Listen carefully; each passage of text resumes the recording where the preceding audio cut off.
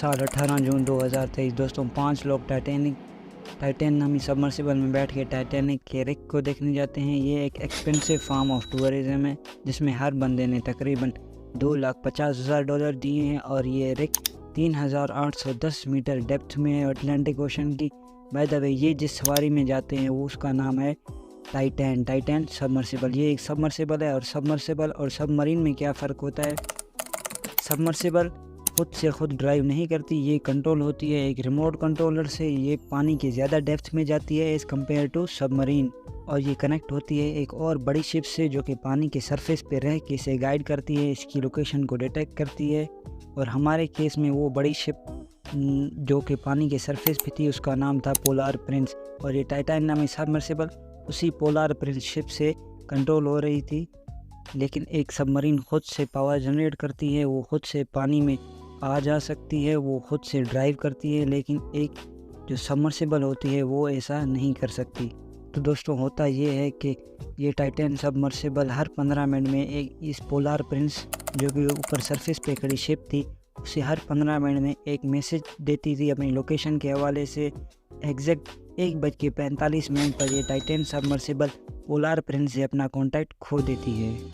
जो polar Prince पर मौजूद जो क्रू है जब उनका कांटेक्ट इस सबमर्सिबल से नहीं होता है तो वो वेट करने लगते हैं और कांटेक्ट करने का ट्राई करते हैं। लेकिन 4 बजे जो इस सबमर्सिबल के रीसरफेस होने का टाइम था वो लोग ये सोचकर वेट करते हैं कि 4 बजे ये रीसरफेस होगी, लेकिन ऐसा नहीं होता। 4 बजे रीसरफेस नहीं होती। वो लोग वेट करते हैं और बिला आखिर 7 बजे वो ये इस बात को इन्फॉर्म करते हैं यूएस कोस्ट गार्ड को।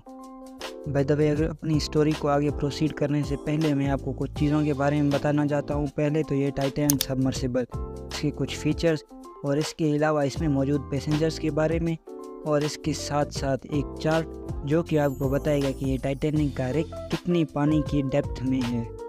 तो टाइटैन सबमर्सिबल ये सबमर्सिबल है, सबमरीन नहीं है, जिसका फ़र्क मैंने आपको पहले समझा दिया है। बाय द वे इसकी लेंथ होती है 22 फीट और इसमें एक विंडो होता है जिसे व्यू पॉइंट कहते हैं जहां से इनके क्लाइंट्स व्यू देखते थे टाइटैनिक का। और इसके साथ साथ ये मैक्सिमम डेप्थ 13,000 फुट तक जा सकती थी और इसमें 4 पैसेंजर्स और 1 पायलट के बैठने की जगह होती है। और इसकी स्पीड 3.5 मीटर पर आवर की स्पीड से ये पानी की डेप्थ में जाती है और इसने 2 घंटे में ही टाइटैनिक तक पहुंचना था। इसके अलावा ऑक्सीजन की बात करें तो ये 4 दिनों तक फुल क्रू के साथ ऑक्सीजन प्रोवाइड कर सकती थी। तो यहाँ पे सवाल एक ये पैदा होता है, अगर इसमें 4 दिन का ऑक्सीजन था तो ये रेस्क्यू किया गया 3 दिन के अंदर तो हमारे पैसेंजर ज़िंदा क्यों नहीं मिले। वेल इस एक्सीडेंट की ये ऑक्सीजन वजह थी नहीं, वजह कुछ और थी जो कि आपको आगे चल के स्टोरी में पता चलेगी। उससे पहले पैसेंजर्स की बात कर लेते हैं। हमारे पहले पैसेंजर थे हैमिश हार्डिंग जो कि 58 ईयर ओल्ड ब्रिटिश बिलियनियर थे और 3 टाइम गिनीज वर्ल्ड रिकॉर्ड में अपना नाम भी दर्ज करा चुके हैं। इसके अलावा दूसरे नंबर पे थे पॉल हेनरी, ये डीप सी एक्सप्लोरर भी थे और टाइटैनिक के एक्सपर्ट भी थे। इसके अलावा ये जो 2 पैसेंजर और थे शहजाद दाऊद और इनके 19 साल के बेटे सुलेमान दाऊद। इन्हीं की वजह से, क्योंकि ये दोनों ब्रिटिश पाकिस्तानी थे, इन्हीं की वजह से ये मसला पाकिस्तान में काफ़ी ज़्यादा डिस्कस होने लगा। ये बड़े इन्वेस्टर और बड़े बिजनेसमैन थे पाकिस्तान के। इसके साथ साथ मैं आपको बताता चलूँ कि ये टाइटैनिक का जो रिक है, ये टाइटैनिक का जो मलबा है ये कितनी डेप्थ में है पाकिस्तान की। वो टाइटैनिक जो आज से 100 साल पहले डूब गया था। बाय द वे इस चार्ट से आप अंदाज़ा लगा सकते हैं जो कि यूएस वाशिंगटन ने इस एक्सीडेंट के हवाले से पोस्ट किया था। 300 फीट पर एक सबमरीन स्विम करती है। इसके अलावा अगर नीचे आते हैं तो 600 फीट पर एक ट्वाइलाइट जोन शुरू होता है जहाँ पे बमुश्किल ही सूरज की रेस पहुँच पाती हैं, कोई सनलाइट नीचे आती है। इसके अलावा अगर 3,000 फीट तक जाएं तो यहाँ पे जॉइंट क्वेट्स स्विम करते हैं। अब ये जॉइंट क्वेट्स की आप तस्वीरें देख लें, अगर आप इन्हें लाइव देखेंगे तो ये इतने ख़तरनाक एक्वेटिक एनिमल होते हैं, अगर कोई इन्हें देख ले तो उस इंसान की रूह ही काम जाए। इसके अलावा 3500 फीट पे अगर हम जाएंगे तो यहाँ पे मिडनाइट जोन शुरू होता है। ये डार्केस्ट एरिया होता है ओशन का, किसी भी ओशन का, और यहाँ पे हार्डली कोई सूरज की रोशनी या सनरेज पहुँच पाती हैं। वरना यूँ समझें यहाँ सारा अंधेरा ही अंधेरा होता है। इससे अगले फेज़ में थोड़ा ओशन गेट को डिस्कस कर लेते हैं। ये एक अमेरिकन प्राइवेट कंपनी है जो इस ऑपरेशन को सरअंजाम दे रही थी। इस कंपनी में जो इन्होंने सबमर्सिबल टाइटन सबमर्सिबल यूज़ की थी, इसके कुछ डिफेक्ट्स भी थे, जैसे कि test in deep ocean, lack of test in deep ocean. इसे इतनी पानी की डेप्थ में असल में टेस्ट ही नहीं किया गया था कि ये इतने पानी की डेप्थ में इतने प्रेशर को बेयर कर सकती है कि नहीं। और इसके अलावा नो जीपीएस, इसमें कोई जीपीएस ही नहीं था इसको ट्रैक करने के हवाले से। बस ये था कि एक सबमर्सिबल हर 15 मिनट में ऊपर खड़ी पोलार प्रिंस को एक मैसेज सेंड कर रही थी, जिसके ज़रिए वो इसकी लोकेशन का पता लगा रहे थे। नो जीपीएस और तो और no opening system from inside. जी हाँ, आपने सही सुना, अंदर की तरफ से इसे कोई खोलने का तरीका था ही नहीं। अगर कोई इसे बाहर से खोले तो ही इसका दरवाज़ा खुलता था, लेकिन अंदर मौजूद पैसेंजर इसे खोल ही नहीं सकते थे, चाहे कितनी भी ज़्यादा इमरजेंसी हो।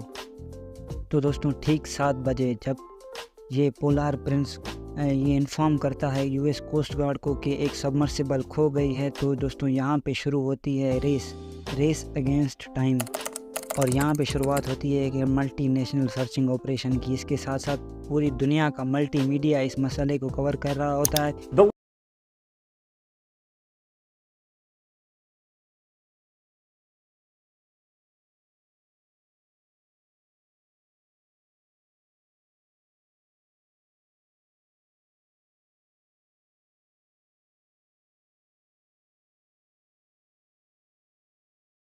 Latest now on the tragic सारे के end to the सारे search चारों for that जो पैसेंजर्स थे वो बिलियनर थे, people to the वो wreckage of कोई the आम लोग नहीं Titanic. थे। The Coast Guard saying that searching Titan operation के दौर में submersible suffered aeroplane an use किए apparent जाते हैं, शिप्स implosion, यूज़ की killing जाती हैं, all सोनार 5 यूज़ की people जाती on हैं, जो कि board.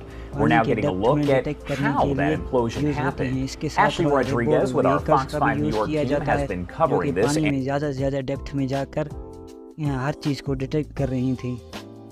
तो दोस्तों 3 दिन की इस भागम भाग में और इस दौड़ में, इस सर्चिंग ऑपरेशन की समझ लो दौड़ में, आखिर जाकर तीसरे दिन एक सोनार डिटेक्ट करता है कुछ बैंगिंग नॉइसेस को, और ये बाद में ये नॉइसेस यूएस कोस्ट गार्ड को भी सुनाई देती हैं। फाइनली टाइटैनिक के रिग के 490 किलोमीटर दूर इस टाइटैन नामी सबमर्सिबल का मलबा मिल जाता है। By the way thank US coast guard जिन्होंने इस ऑपरेशन को सरअंजाम दिया। लेकिन यहाँ पे सोचने की बात यह है कि वाई 3 डेज़, इस ऑपरेशन को, इस सर्च ऑपरेशन को और एक सबमर्सिबल को ढूंढने में 3 दिन क्यों लगे? वेल, इसकी पहली वजह मैंने जैसे आपको बताया, नो जीपीएस। इसमें कुछ ट्रैकिंग कोई डिवाइस लगा ही नहीं था जिससे इसे ट्रैक किया जा सकता। और इसके साथ साथ एरिया, आपको मैं ये बात यूँ समझाऊँ कि हमारे बलूचिस्तान का जितना रकबा है इससे भी 2-3 गुना रकबे में एक वैन जितनी सबमर्सिबल को ढूंढना कितना मुश्किल होगा, चाहे वो पानी की सरफेस पे या पानी की डेप्थ में। अब आते हैं थोड़ा अपने नेक्स्ट फेज़ में, काजेज़ की वजह क्या थी इस एक्सीडेंट की। वेल, पहले तो जैसे आपको मैंने बताया lack of deep ocean test, इसे इतनी डेप्थ में टेस्ट ही नहीं किया गया था। और अगली जो मेन वजह थी इस एक्सीडेंट की वो थी कार्बन फाइबर बॉडी। आमतौर पर जो सबमरीन होती हैं, सबमर्सिबल होती हैं और बड़ी बड़ी शिप्स होती हैं, उनकी जो बॉडी होती है वो एल्युमिनियम, टाइटेनियम और कॉपर की बनाई जाती है। लेकिन इस सबमर्सिबल की बॉडी में कार्बन फाइबर यूज़ किया जाता था। कार्बन फाइबर जिसे इससे पहले इतने डेप्थ में टेस्ट भी नहीं किया गया था। Bye the way carbon fibre ये आप देख सकते हैं, जैसे ही ये सबमर्सिबल 13,000 फीट डेप्थ में जाती है तो बाहर की तरफ से प्रेशर बढ़ जाता है, जिससे ये सबमर्सिबल इम्प्लोड हो जाती है। अब इम्प्लोजन का लफ्ज़ सुन के आपको लग रहा होगा एक्सप्लोजन, जैसे कि एक धमाका होता है तो उसमें प्रेशर बाहर की जानिब से लगता है। एग्जैक्टली इम्प्लोजन उसका उलट है।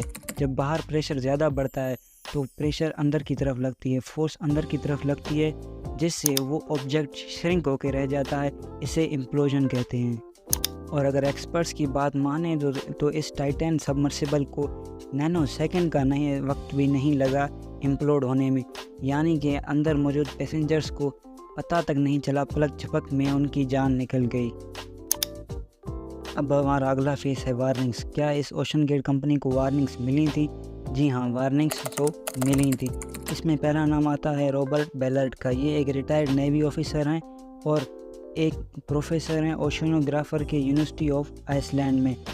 तो इन्होंने कहा कि हमने 35 बार किसी भी ओशन की डेप्थ में विज़िट किया और टाइटैनिक के रिग को भी काफ़ी बार विज़िट किया, लेकिन आज तक ऐसा नहीं हुआ हमने कोई व्हीकल खोया।